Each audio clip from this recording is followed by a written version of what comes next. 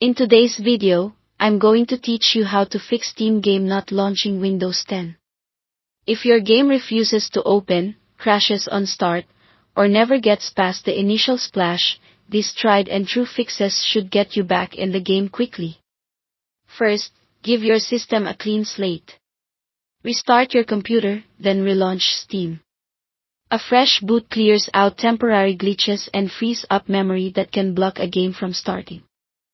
After your restart, close any high-resource background programs to keep your system focused on the game. Use Task Manager to spot apps eating a lot of CPU or memory, and close anything you recognize that you don't need right now. Avoid ending system processes or anything you're unsure about. Next, run Steam with elevated permissions. Search for Steam from the Start menu, right-click it, and choose Run as Administrator. When prompted, confirm with Yes.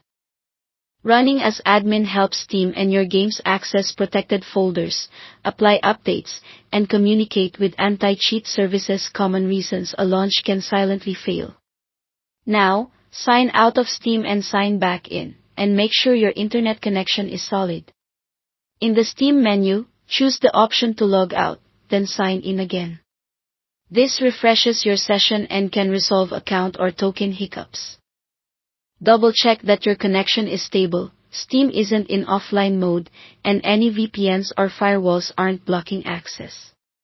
A flaky connection can prevent necessary files or licenses from being validated during launch.